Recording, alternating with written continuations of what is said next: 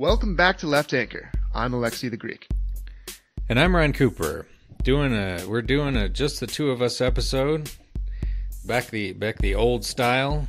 The way I like it. The two of us. Days of yore.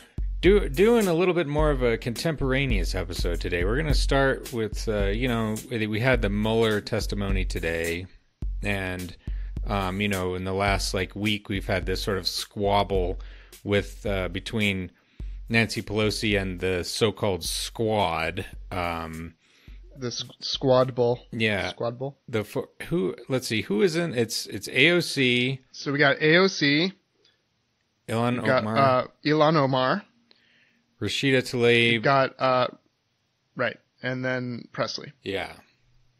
And Presley, I would say, is kind of the odd one out a little bit ideologically. She's more conservative than all the rest of them. But I will say, I think she shares their tactical sort of view in general. That even she voted for the anti-BDS bill that was Terrible. up today. Yeah, which sucks. That's awful.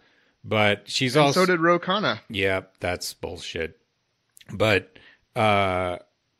she's not one of these cringing, like Jim Clyburn or Nancy Pelosi, just, utterly terrified of Republicans and unwilling to exercise authority of any kind. That's right.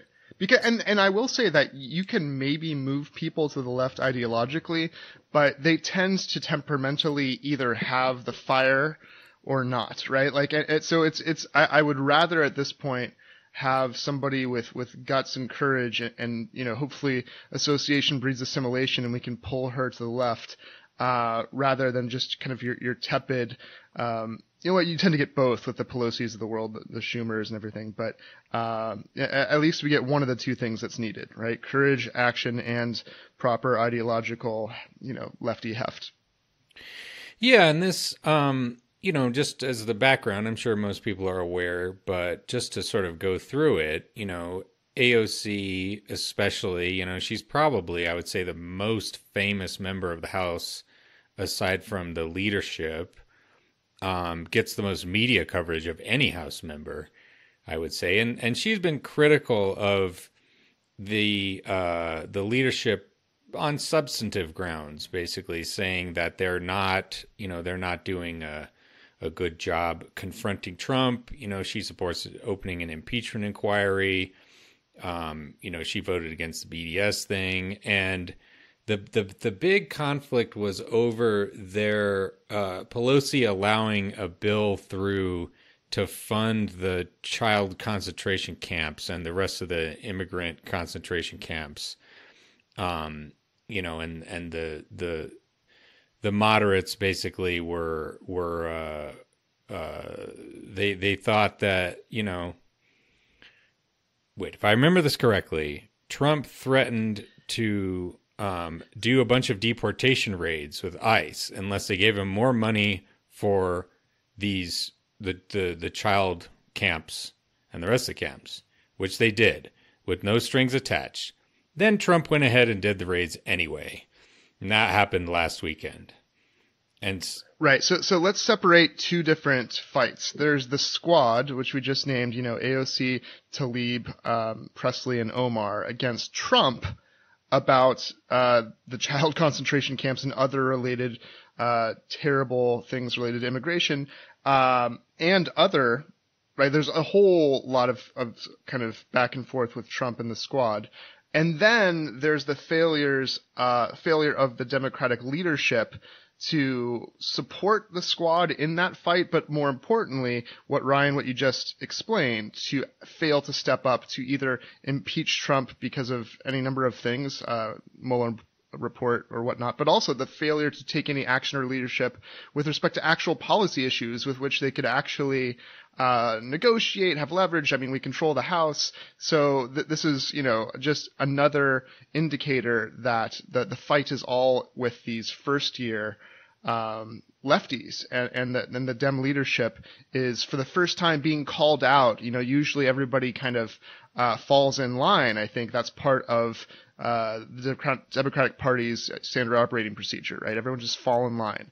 And so I think there's more fight from Pelosi against the squad than there is against Trump. I think that's clear. Yeah. Right? So the question is, what is that about, right? You're fighting the most popular, right, and most famous representative in the House, this young, brilliant upstart AOC, and other young first-year women of color. You're fighting them, right, when they're on the side of principle, and yet you won't. You'll be silent and just, have a lot of words but no action against Trump. So that's kind of where we're at with that. Yeah. And then, of course, Trump stepped into the dispute himself by saying that, he could arrange to send them back to the countries they came from.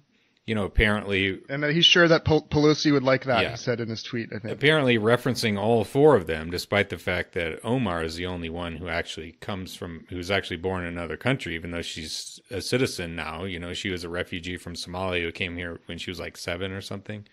Right. But of course, classic racist trope there.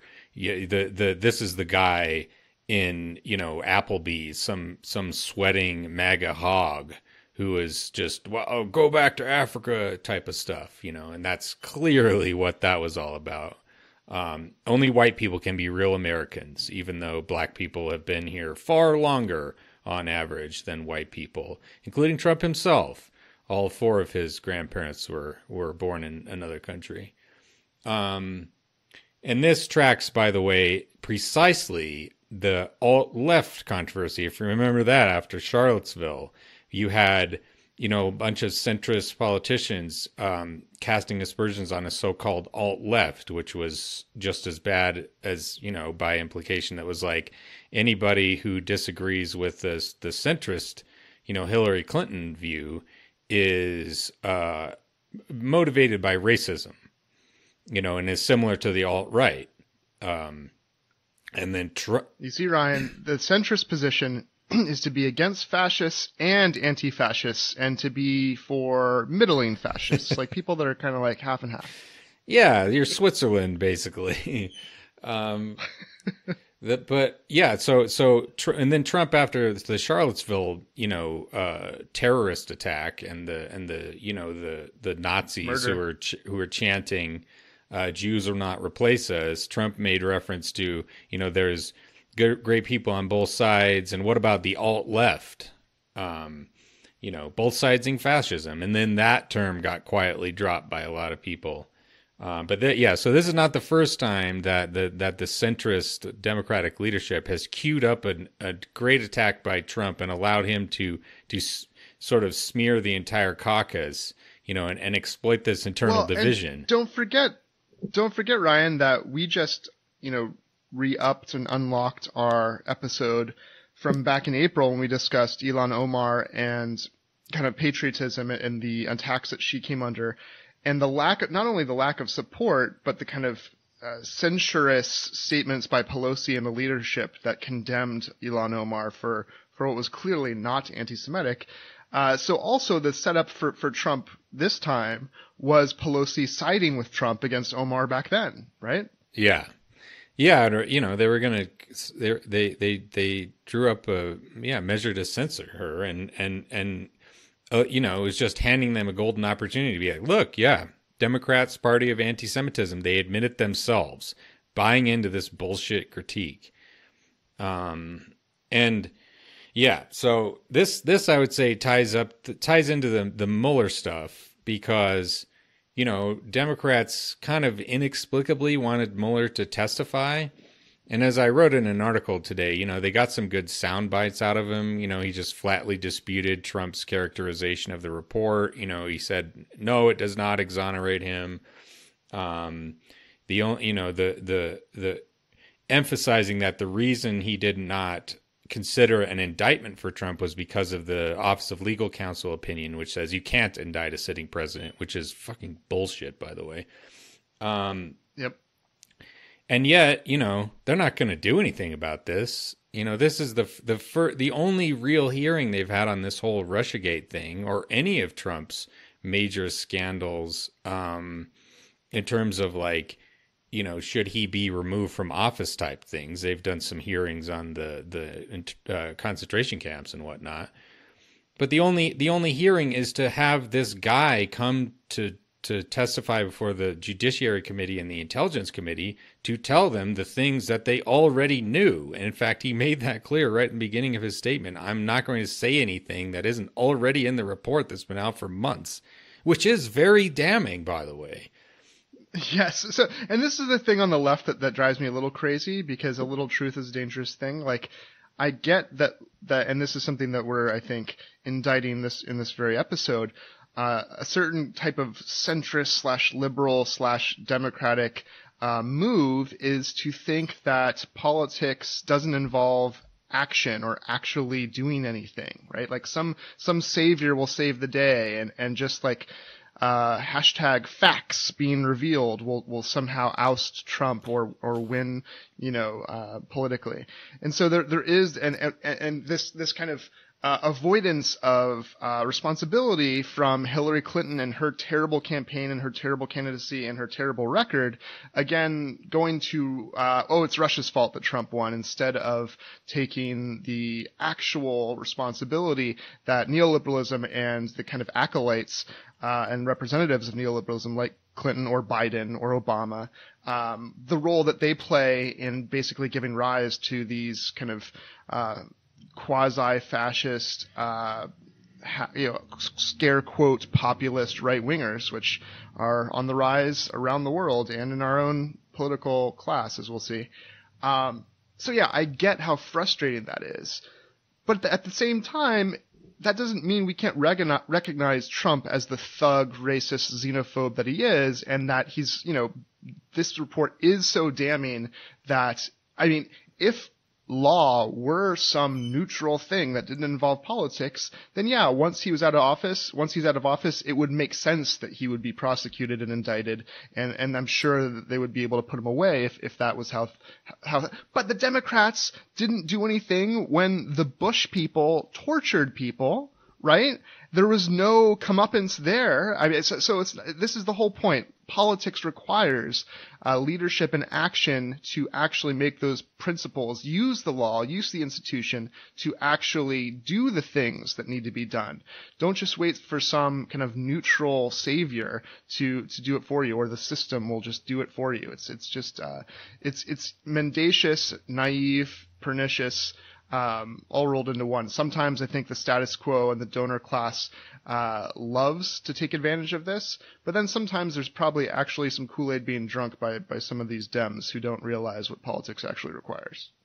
Yeah, and I think it's that combination of things, that on the one hand they are beholden to this sort of corporate interests that, they don't want to see the sort of populist confrontation where you're fighting Trump in his own terms and trying to beat him on the merits in terms of sort of stirring up the population. And then on the other hand, it just is all these fossils, Pelosi and Schumer and all the rest of them, who are just, they're just convinced that they can't win any of these sort of fights, and that the only thing they can do is just sort of hang on by their fingernails and maybe, stop things from getting worse.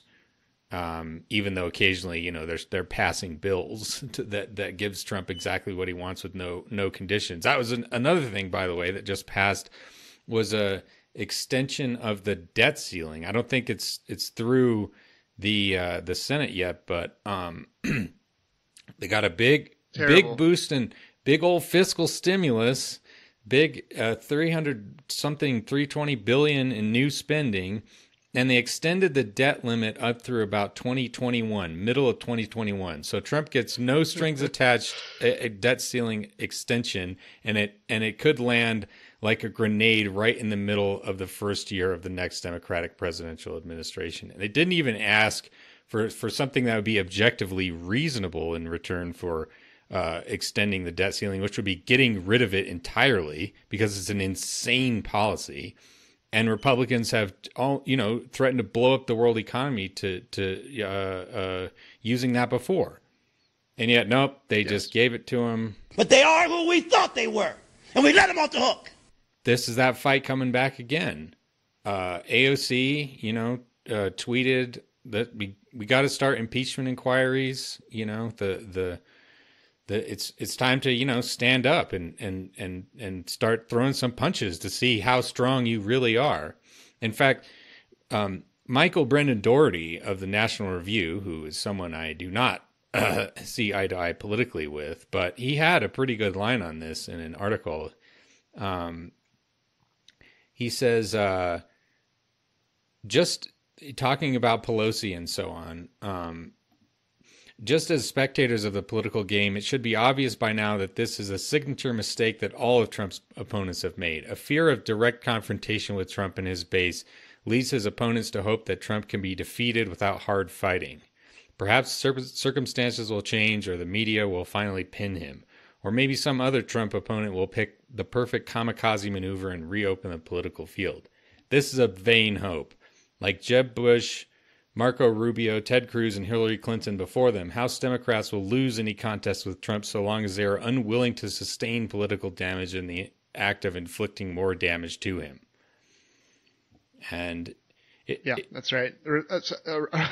That's spot on. I think a reluctance to risk anything to get, and I think that the reluctance to actually fight and the reluctance to risk anything is part and parcel of the kind of ethos of keeping everybody in line and doing what the leadership says, or else you'll be primaried, or else, it wouldn't surprise me that there is some hope in Pelosi's mind that these upstarts do get defeated next time around and they get ousted because they're causing trouble. This comports well with what Elizabeth Spears wrote in the New Republic in a piece called Beyond Pelosi, Why Impeachment Can't Penetrate the Cult of DC Savvy. And, she writes a lot of good stuff in here, but, one particularly good part is where she says that, so she writes that, quote, among other things, this reflex of self-insulation comes at the considerable cost of message coherence. That's why at the bottom of all the recent controversy engulfing Pelosi's speakership, there's something of a yawning void of actual leadership, namely the failure to articulate any rationale for inaction, if that is, in fact, the best course. And then she goes on to talk about how there's no sense in which Pelosi understands, one, that there actually is a strategy that says this is better, or two, even if she calculates that there might be some losses in the House in the next election, that doesn't have some kind of conflict with the principle of censuring the president and, basically acting on principle for its own worth, and the kind of and even for centrists who are loath to actually talk about substantive things that the left thinks are deserved, like universal health care, but goes back and back and back to procedural checks, that things should be lawful and procedurally fair, right? This is even something that could be fought for on procedural grounds. Like, it's important as a kind of democratic republic to use this political tool of impeachment when the president does something like this, right? So it's just so obvious that there are all the reasons in the world why the leadership should do something, and yet her silence is clearly this form of self-insulation from having to do any actual fighting, regardless of the consequences, not because she's especially pragmatic necessarily. And I think that just lines up so well with the idea that shaking up the Democratic Party is the real fear, more than anything, I would think. And she's not going anywhere, even if this strategy loses. And the piece goes on to say that if she takes a stand, if the leadership takes a stand, they specifically might be blamed, right? But if she lets kind of the upstarts do everything and they don't really take any action as a collective body, then they can't be punished per se, right? Yeah. Though apparently it is basically an open secret in New York politics that the party is going to try to redraw the district boundaries after 2020 to get rid of AOC's seat. I have no idea if that's true, but Not surprising. That's the gossip I've heard. That wouldn't surprise me. because she's an outsider. She didn't pay her dues. She's not, part of the machine. And that's just offensive to these people. And they will work way harder to get rid of somebody like that on their left than they will, to stop Trump from just like stuffing the White House budget into his own pockets in blatant violation of the Constitution. Well, and don't forget that Obama himself was not waiting his turn and basically got the ire of everyone that the Clintons kind of told to kind of fight against him until he defeated, or basically was seen to inevitably defeat Hillary in the primary. Then the establishment started to come around. But at first, he was persona non grata, right? Yeah. And he brought Clinton into the administration. And so, he classic outreach to his enemies. Apparently, this is a very marked characteristic of Obama. He wants to win over his enemies much more than he does want to build a sort of like leadership, a base of his own. Oh God, the uniter, team of rivals. Yeah. But anyway, I think that about sums that up. I don't know. Shall we move on to the real hot stuff we got going here?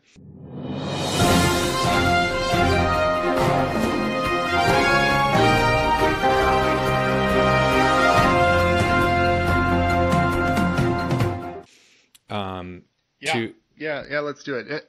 And I think it's good to bounce off of a clear case where a few lone voices are speaking to the kind of actual suffering of migrants, people across the country. The leftist first-year Congress people are doing great things, but the Democratic leadership is doing jack shit. And there's a reason that Trump was able to defeat the Hillary Clintons of the world and the kind of, gutless Democratic leadership. The right wing is learning from this, and it seems like there are going to be more Trump-like right-wingers coming around and trying to take advantage of that void, right? Yeah. And so we're talking Josh Hawley. And we have actually maybe some breaking news on the podcast for the first time. As far as I can tell, nobody has gotten into this thing we'll discuss here in just a minute. But first, to just sort of go through this speech we're talking about. So this is Senator Josh Hawley of Missouri. He defeated Claire McCaskill in 2018 to become a senator.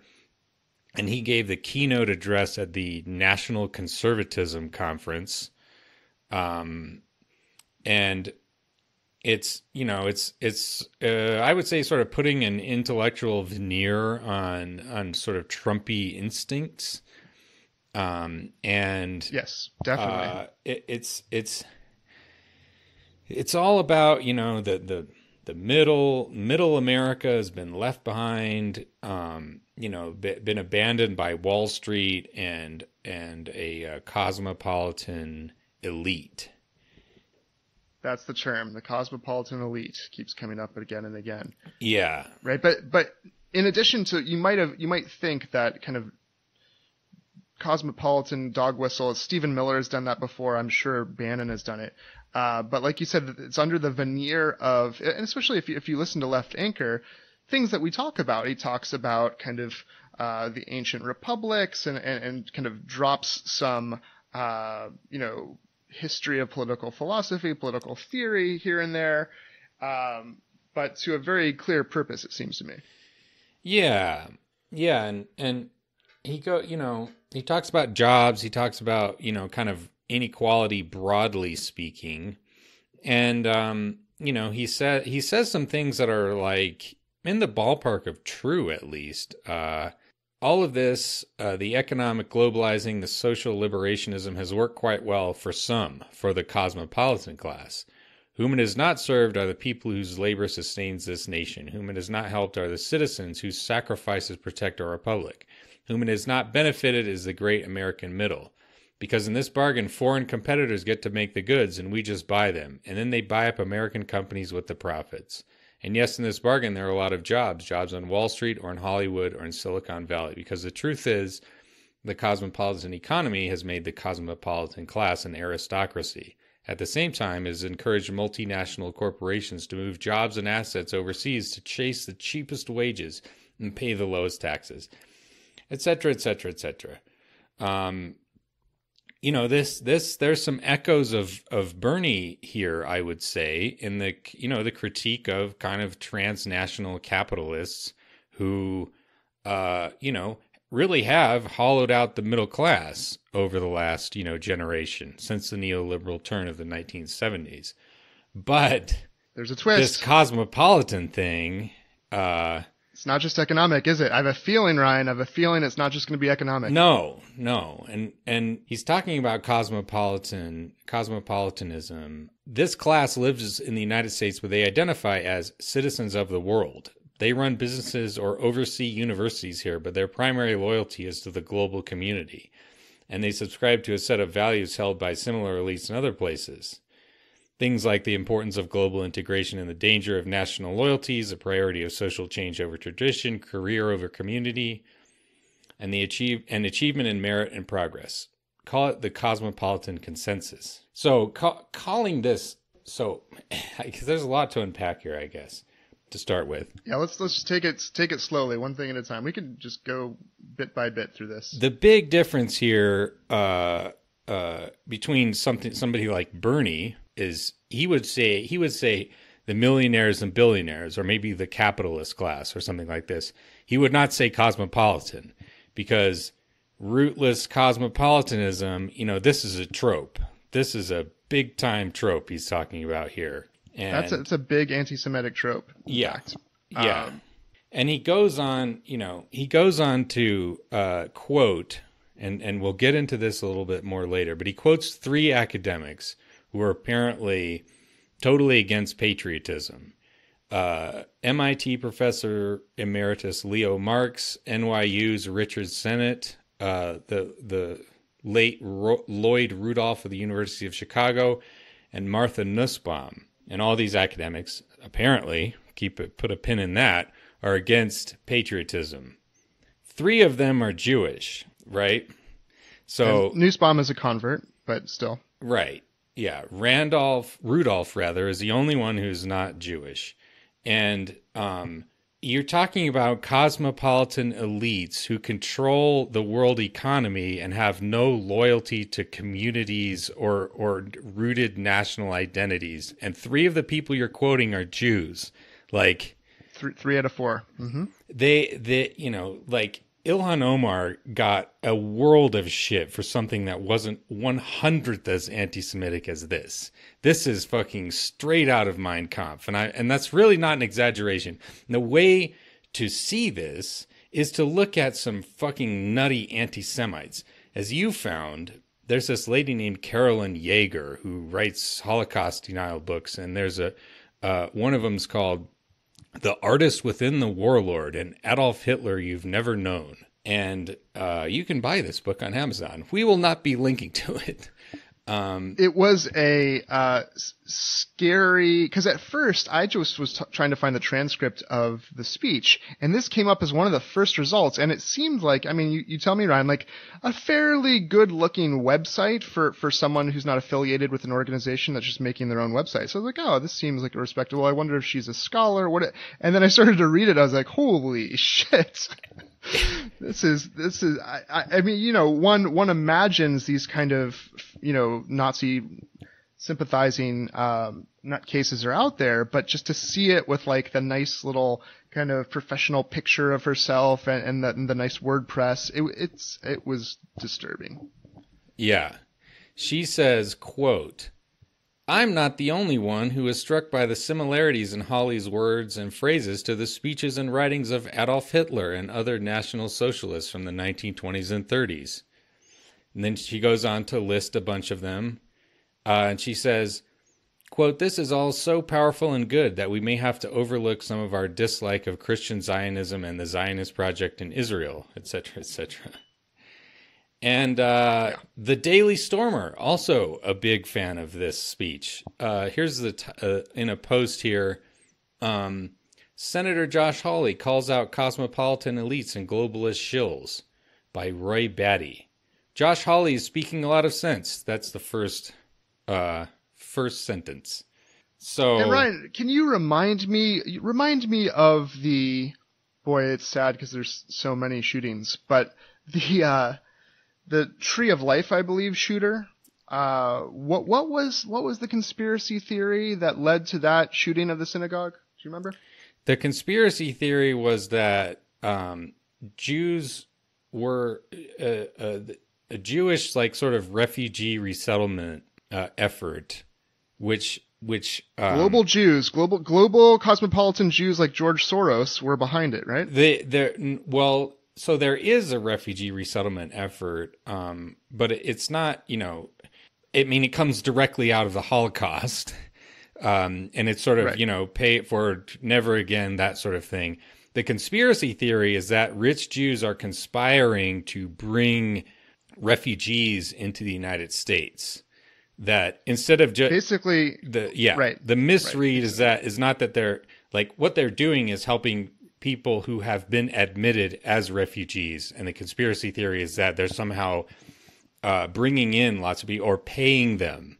I hear that a lot, that they're giving a lot, they're funding these refugee caravans that are coming up from Guatemala and Honduras, which is complete fucking lunacy. Whites and the white race apparently is being defeated by rich Jews who are trying to get any non-white people they can to come into the country to collectively defeat the whites. Yes. And this is a great replacement conspiracy. This is what the Charlottesville Nazis were referring to when they said Jews will not replace us. The white genocide orchestrated by a sinister global cabal. So at any rate, And this is this speech was given at the same event where Penn law professor Amy Wax, is that her name? Amy Wax? I think so, yeah. Gave even more explicitly racist, xenophobic statements, literally talking about how what we need is more white immigrants and less non-white immigrants. So this is the same event, right? This is kind of not taking place in a vacuum, this speech, right? Yeah. The hymnal, that he's reading from here is a really dark one. But I would say the other thing to note about this, and a lot of people have pointed this out, is that, Hawley has no agenda to actually fix any of the problems he's talking about, with one exception. He's big against Facebook and the platform monopolies. He's, as far as I can tell, actually pissed some people off in high places. Like the Koch brothers have been after him about this. He wants stronger regulations on Facebook and Amazon and so on. And that, could potentially be a positive, suggestion in that narrow way. But other than that, he's not talking about unions. Before he was elected. No, it hasn't. He was a right to work supporter, right? Yes, right to work. He signed his state up when he was Attorney General of Missouri with a lawsuit that would destroy the Affordable Care Act. He doesn't support the minimum wage. There's no comprehensive trade policy. He's sort of spoken favorably about Trump stuff, but there's no theory there. And Trump's trade war hasn't worked out because he has no sort of comprehensive approach. It's just flailing around. Well, that's why the entire Trumpian economic faux populist message is a red herring.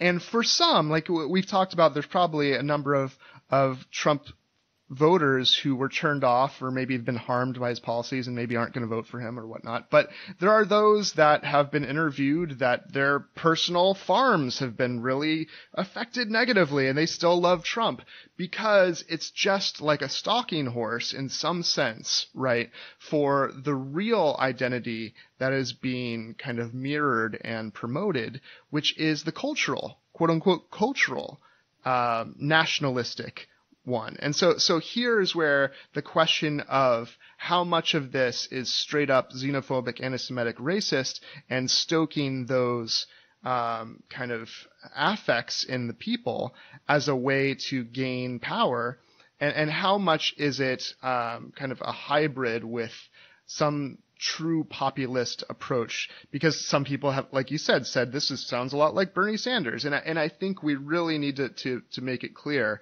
when just like, I think a lot of people say Trump is distinct from Bernie Sanders, even though some idiots don't see that. I think Trump is so uniquely monstrous for most people that they think he is his own thing. But this is my fear is that a Trumpian kind of amalgamation of faux populism and white Christian, especially nationalist, kind of xenophobia and racism can build this consensus that Hawley says he wants to build, that has, a whole lot going on that is much of the same that Trump is stoking. Yeah. And I guess, the big danger here is that Hawley, he's 39, really good looking guy. He's got giant teeth, very important in a politician, great hair. What gave the Nazis their credibility when they, were consolidating power was they fixed the Great Depression, right? And they had a sort of plan to do that. It wasn't like super comprehensive, but they did do it. And Republicans have sort of stumbled into a method of sort of giving the economy a kind of sugar high, I guess. It's like as soon as Trump took power, they just big old tax cut, big old spending increases, just basically Keynesianism. And, it improved things a bit more than, got them at least continuing down the trajectory they had done. That, no inflation to speak of. The economy was weak because, in lack of austerity and that Republicans had pushed, and then as soon as they got into power, they turned on a dime and, big spending. But none of the really deep structural things have been addressed at all. Still no unions. Wall Street is still bigger than ever. Monopolist corporations. The trade thing has been a total flop with Trump. He's just having to bail out farmers who are being wrecked by climate change and, the lack of soybean markets in China and whatnot. But if they do happen to stumble onto something, if you get someone, I don't know how smart Hawley is, but he's certainly a hell of a lot smarter than Trump. A guy who sees his balance of interest lies in, maybe buying off some of the capitalist class, and then crushing some of the other ones who are getting in the way of really handing out lots of goodies to the workers. Maybe say Medicare for all. That would be not inconceivable for them to get behind. And just say, sorry, insurance industry, we're sacrificing you to the god of winning the next election. I think that could be a very, very dangerous combination because it could win, And not only dangerous because it could win, but because of what it actually represents. And so I think maybe we should shift to doing two things at once. One is showing the veneer of something reasonable, but actually what underneath it is actually pernicious and malicious and hateful, because that's where the danger actually is. Because on its face, some of these statements are so anodyne as to remind us of the Alistair McIntyre piece, Is Patriotism a Virtue? Because he talks about some reasonable things like, sure, it's important to remember that your polis, your community, your nation state, if you will, is the place to which you owe a primary duty, the place that you are responsible for making better, so on and so forth. Like that, there's a sense in which, and this is the piece that we talked about in that last episode, Omar, and patriotism, there is a tension between kind of a Kantian universalist ethic, which is in some way apolitical or transcends politics and was kind of the foundation for, the United Nations and the notion of universal human rights, along with, the French Revolution, of course. There is something in tension when you abstract to the universal level, but then politics actually is always local, right, in some sense. And there are these contested resources, scarce resources, and contests between people in particular places. And in some sense, you do need to care and attend to your own country in a way that you don't attend to a different country, right? Or someone on the other end of the globe. Now, what's funny is the examples he shows for the wrong position, the cosmopolitan position, these Jewish professor examples are for the most part a very nuanced approach, just like McIntyre, and obviously, I mean, comport with any number of reasonable ways to think about that tension. But Hawley totally mischaracterizes them and makes straw men of those arguments in order to do his own thing. So maybe let's start with some of these statements. Yeah. Well, we could start with let's go through what the quotes that Hawley gives. He says, MIT professor emeritus Leo Marx has said that the, quote, planet would be a better place to live if more people gave their primary allegiance to the community of human beings in the entire world. NYU's Richard Sennett has denounced what he called, quote, the evil of shared national identity. The late Lloyd Rudolph of the University of Chicago said patriotism, quote, excludes difference and speaks the language of hate and violence. And then there's Martha Nussbaum, who wrote that it is wrong and morally dangerous to teach students that they are, quote, above all citizens of the United States, end quote. Instead, they should be educated for, quote, world citizenship. So we could start with Richard Sennett, because this is the only one that's accurate at all. This comes from, and it took me a while to look this up, a New York Times article from 1994 called The Identity Myth. And indeed, Sennett says, quote, the challenge and promise of American society lie in finding ways of acting together without invoking the evil of a shared national identity. Basically is just down on patriotism, like writ large. But the rest of them are varying levels of totally mischaracterized. And I would say this is almost a deliberate lie, the way that he or whoever researched this for him came. Well, especially because his next sentence after he quotes those professors is, you get the idea, the cosmopolitan elite look down on the common affections that once bound this nation together, things like place and national feeling and religious faith. That sentence is an egregious lie, right? Yeah, absolutely. And maybe we could start with Nussbaum, because she's down on patriotism, but not the extent that Hawley makes out. So the actual quote, this comes from a Boston Review article from 1994. She's arguing with Richard Rorty, who says that leftist academics are not patriotic enough. She says, people like him may argue for, quote, for example, that although nations should in general base education and political deliberation on shared national values, a commitment to basic human rights should be part of any national education system. And that this commitment will in a sense serve to hold many nations together, et cetera, et cetera. But is it sufficient? As students here grow up, is it sufficient for them to learn that they are above all citizens of the United States, but that they ought to respect the basic human rights of citizens of India, Bolivia, Nigeria, and Norway? Or should they, as I think, in addition to giving special attention to the history and current situation of their own nation, learn a good deal more than is frequently the case about the rest of the world in which they live, about India and Bolivia and Nigeria and Norway and their histories, problems, and comparative successes? So even here, when she's saying that, it's one should be a sort of global citizen first and foremost, she's not saying that being also a citizen of the United States and is bad and morally wrong and dangerous. What she's saying is that even she says that, well, yes, of course, everyone must have a special focus on their own circumstances.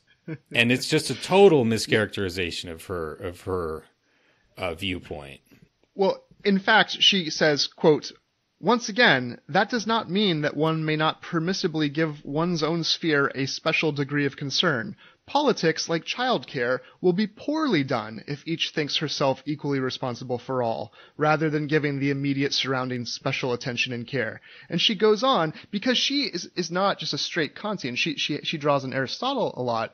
And of course, the medieval Christian philosophers who drew on Aristotle, and then Catholics who drew on Aquinas, and, basically came up with an idea called subsidiarity. Know this very, very well. This is a very Christian or Catholic principle, which is, she talks about concentric circles. So you attend most especially to your immediate, so yourself, then your spouse or your family, then your community, local community, and it's kind of like Russian dolls or concentric circles that keep going. You keep extending your care, and for a Christian, of course, to be ultimately is universal.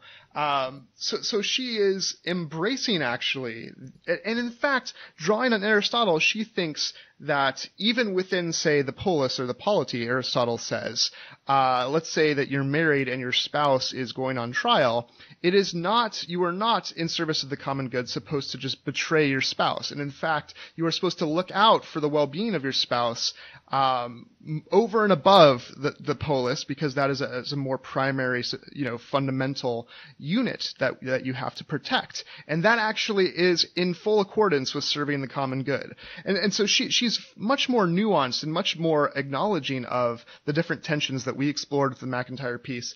And then there were these great responses that we should link to too from other philosophers and theorists who are dealing with the complexities of the particular and the universal, of self and other, and different ways of bounding communities and thinking of these things. But Hawley just reduces all of that, or whoever did the reading or didn't do the reading for him, reduces that to, in fact, quite the opposite of what she's specifically supporting, which is to say that you reject care and you denigrate care for your country and for the particular in service of some global or universal thing, right? Yeah. It's galling, to be honest. This response, the other two quotes come from a response to this article. I believe it was a sort of a forum responses to Nussbaum, right, also in Boston Review. And there's a bunch of different folks in here. And the Leo Marx, what he said, he sets up, the way he sets up his response here is that he says basically that Nussbaum's, but basically that her argument sounds good, but that it neglects a lot. It maybe doesn't work out in the real world.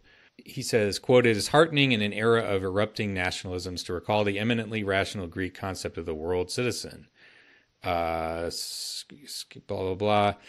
Quote, can there be any doubt that our planet would be a better place to live if more people gave primary allegiances to the community of human beings in the entire world?" And there he's quoting Nussbaum's. The rest of his entire response is raising problems with the argument. Quote, "And yet, having said this, I must admit that the beautiful, clear-cut simplicity of Professor Nussbaum's thought is disconcerting. She achieves that crystalline clarity by situating her argument, as moral philosophers since Plato have done, in an abstract realm of largely affectless rationality.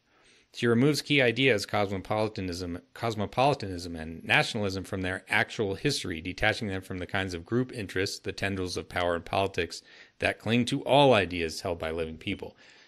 So, going through this, it's a critique, is what it is. It is absolutely, close to the opposite of the way that Hawley characterizes it, as if he's contemptuous of people and their shared, group identities and their national affiliations and so on. He's saying that, no, that is a fact you have to reckon with, and it really matters, and you can't just dismiss it because it isn't perfect in the realm of abstract rationality. So this nuanced, basically, colloquia, right? This forum on a interesting question. By the way, she's responding to Richard Rorty, famous, right, lefty philosopher who people like Jordan Peterson think inaugurated postmodernism and kind of brought down our culture in a different way. So already this faux monolithic academic elite is the exact forum he uses to represent a monolithic, right, cultural academic elite is itself a pluralistic, contentious, nuanced debate. Right? Yeah. So, which is amazing to me, right? But the Jews are all one, and they seem to represent, right, the academics generally, who are somehow, and this is the weird part, right? So there's this faux monolithic thing that somehow has 3 out of 4 professors that are Jewish that hates place, right? That have no appreciation for the common affections, quote, common affections that once bound this nation together, place, national feeling, religious faith. Interesting. And yet that somehow is merged in a monolithic way to make the cosmopolitan elite one thing with the global financial elites. Yeah. This is the weird part, right? And this is where there doesn't seem to be a legitimate explanation for, right?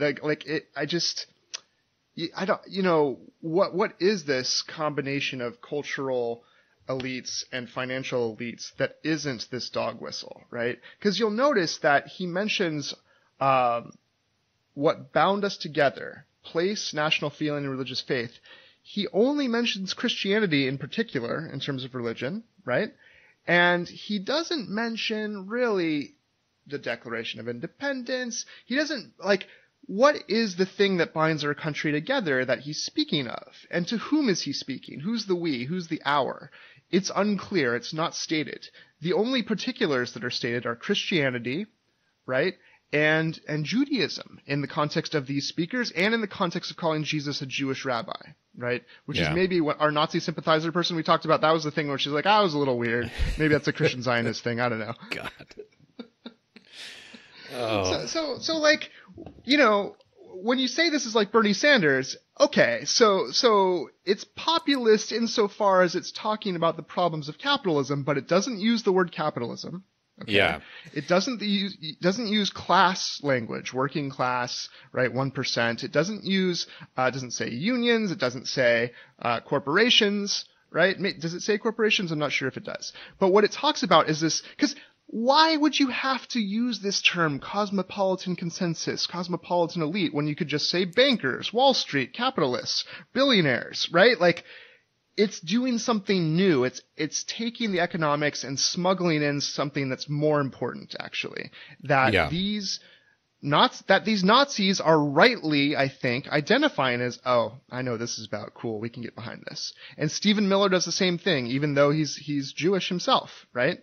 That there's been plenty of history of people who, are kind of betraying their own identity in service of, the very oppression that would seek to exclude it from the polity. So.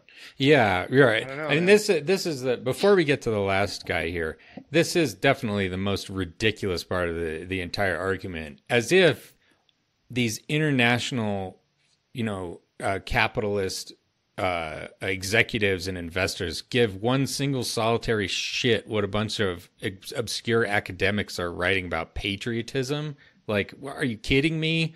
If anything, they're trying to shut down universities and make them simply shops that produce workers. They're trying to shut down the humanities. They're trying to, if anything, these elites in the people that own the means of production, the people that have the money, the bankers, if anything, they're neoliberalizing higher education and eradicating these kind of forums. Yeah. I mean, shades of the cultural Marxist conspiracy theory here. Jack Welch or who's the guy who killed TWA, Carl Icahn.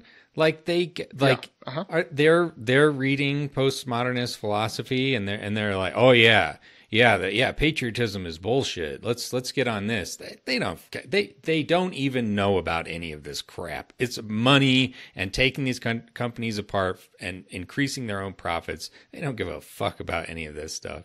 Let me play devil's advocate and try to find some way. Like, let's say that Howley is just an idiot and has no idea what capitalism really is or how it functions. And he's simply confusing the true capitalists, like the actual bourgeoisie, for the kind of petty bourgeois, like professional class. Like, what if he doesn't see, or he conflates the actual 0.1%, right, or even the 1% with like the 10%, or with like certain, I don't know, liberal New York Times readers or something. Like, what possible way could you think that the reason that the kind of economic situation we have is as it is because of, so here's the best devil's advocate.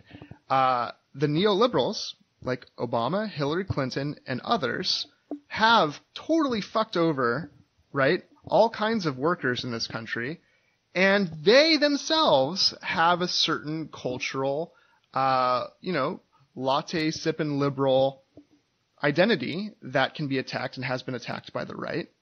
So is there a sense in which he could be, maybe cynically, because he actually wants to be in the pocket or not actually ruffle the power centers, using that caricature of kind of neoliberalism? Again, he doesn't use the word neoliberalism though either, right? No. Can he somehow be confused? So I'm just trying to find a way. Could he be confusing the petty bourgeois liberals and their cultural identity for the actual people and entities and businesses that are to blame for the structure of capitalism and its consequences?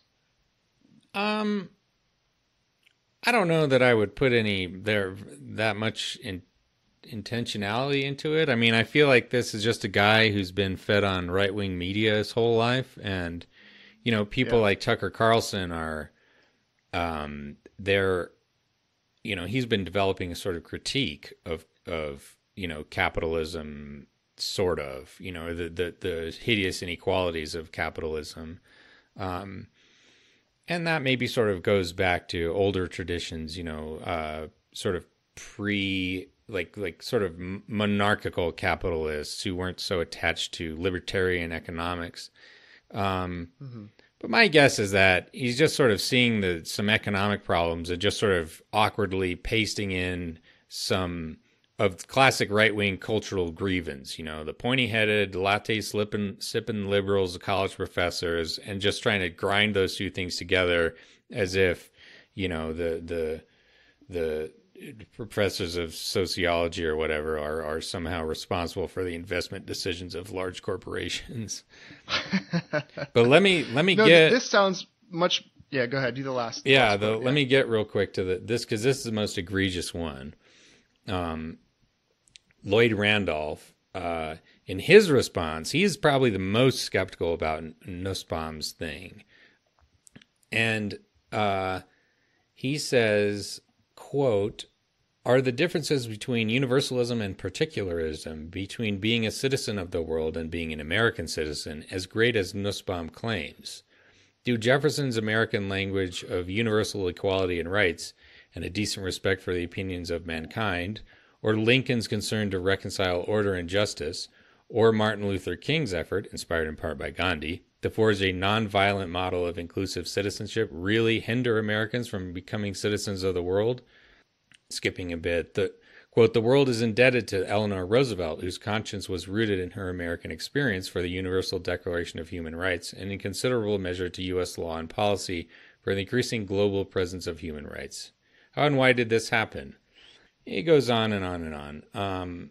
And so he actually is seeing very little tension, in fact, between being a patriot and having universal care and being a citizen of the world. You can have dual citizenship in that way without a problem. Yeah, right? He's sort of on the side of Rorty. He says, quote, quote, "Martha Nussbaum seems to neglect these differences. She detests patriotism and admires cosmopolitanism.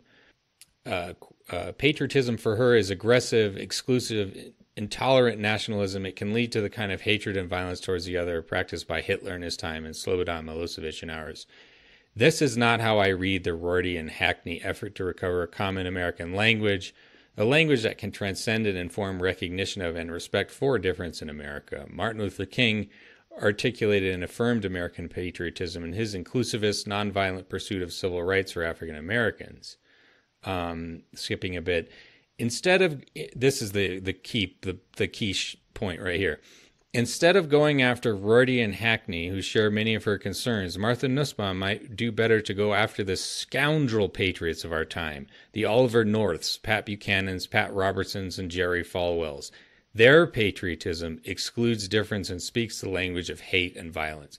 So this quote from Hawley is a straight up lie. Like it is saying basically the opposite of he's talking about particular people whose patriotism is turned up with crime and hatred and intolerance and bigotry. But he says there is a type of patriotism that can be good.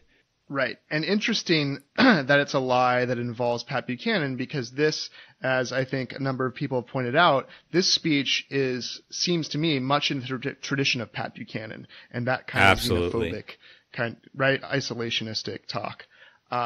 So, it's unspoken, except for, so here's the other thing. Who the we are and who the them are is very opaque, except for the fact that we has to do with place, national feeling, and what has always, quote, has always bound us together. Who's the us there, right? And the us seems to be, because he talks about Christianity specifically later on, Christian people. Because there's no other, usually in a speech that talks about us, you talk about kind of diversity, and what makes the United States distinct, in fact, is that it is not a nation that's built on homogeneous ethnicity or genealogy, right? Like it's in fact a nation state that has, besides stealing land and committing genocide against the indigenous peoples and bringing enslaved people over, obviously, it is indeed that quote unquote nation of immigrants built on the Declaration of Independence, which at least ideally is about founding a imagined community based on certain ideals of equality and liberty, not, in fact, on the particularities of place, actually. Not, in fact, about defining us and other from us in any way based on a particular religion or even a particular place. Because as we saw with Greg Grandin, what the U.S. was even territorially has shifted over time, and that's had ideological kind of significance as well. So it's weird if it's not an anti-Semitic, xenophobic, Pat Buchanan type speech. It would be weird for him not to spell out a little more who the us is and what those things that have bound us together are, and to just drop Christianity and then drop the enemy as these academics, these globalists who happen to be 3/4 Jewish. Interesting. Maybe he dropped the one non-Jewish professor in there to guard against that. I don't know, but yeah. So the fear isn't just that this one asshole could be successful; is that he's smarter than Trump and he's tapping into, I think, a Bannon Mueller alt-right type of ideology that could really grow, right? Yeah, and I think it remains to be seen, like whether or not they'll be able to develop this kind of thing into a real program, because the Republican, they have no intellectual apparatus to do anything like this. All of the think tanks and such are controlled by the big money, and so far during the Trump administration, it has been, with rare exceptions, just total plutocracy, huge tax cut for the rich. It's really the only thing they did, aside from, punishing immigrants and Muslims in other countries. So, I would be a little bit skeptical of their ability to do that. But on the other hand, definitely not a time to sit on our heels, and do the Pelosi thing of just trying to split the difference and hope that Republican policy continues to be as unpopular as it has been for the last 30 years forever. Because if they start claiming that ground and it becomes clear that if you want real goodies for the working class and the middle class, vote Republican, then we are in the shitter. You know, that could be real bad, you know, for everyone who is not included in their, you know, their sort of tribal affiliations, as it were, their sort of Herrenvolk democracy. And, right. Yeah. Yikes. Well, and you see certain pundits or wonks being seduced by this speech, and you know, I mean, whether it's Matt Stoller or whoever else that might, in theory, be anti-capitalist. Although Stoller, strangely, he embraces the term capitalism, so maybe he's a weird example. But people whose policies might otherwise be something that we would call leftist. Some of them seem seduced by this talk, and they like it just because, like you said, it in some sense seems to challenge plutocracy and the oligarchy. But you know, be careful. It's important to distinguish that danger that could come from the right. Yeah. Yeah, it's not good, folks. So we'll but I think it's telling that, you know, that in order to construct his narrative of the professors who hate America and patriotism and apple pie, he just has to butcher these quotes beyond recognition. He had to go to 1994. He went to 1994 and lie. Like he had to lie about quotes from 1994 to find evidence of the cosmopolitan consensus. Yeah. Yeah. And they weren't in consensus even. Yeah. Yeah. The consensus, which comes from this roundtable of people who are just sniping at each other in every direction. I mean, what a fucking joke. And that gives you, you know, that's the intellectual level these people are operating on. But, you know, right. The Nazis were a bunch of weirdo idiots too, and they did manage to fix their economy up. So that's right. You know, that's right. Just because they're morons doesn't mean they can't take power. Exactly. Yep. Exactly. And if you're interested in an actually edifying way of wrestling with the particular and the universal and kind of the Kantian universal liberalism versus more parochial or you know, small r Republican understandings of politics and the ways that the bonds of affection for a particular place have value indeed and are necessary. Read the Alastair McIntyre lecture, What is Patriotism a Virtue, which we discussed in episode 58, and we can maybe link to that again as kind of a cleanser after this nonsense, right? Definitely. That's a good place to leave it, I think. Thanks for listening as usual. And we should be back on our normal schedule now. Yeah, thanks for listening. And as always, if you don't mind rating us on iTunes or promoting us, we'd really appreciate it. Try to get this podcast out to as many people that would like it as possible. So thanks again. Take care. Last but not least, we have a friendly reminder that we have a Patreon. You can support the show with $5 a month and get an extra episode every week. We really appreciate the support, and it helps us keep this going.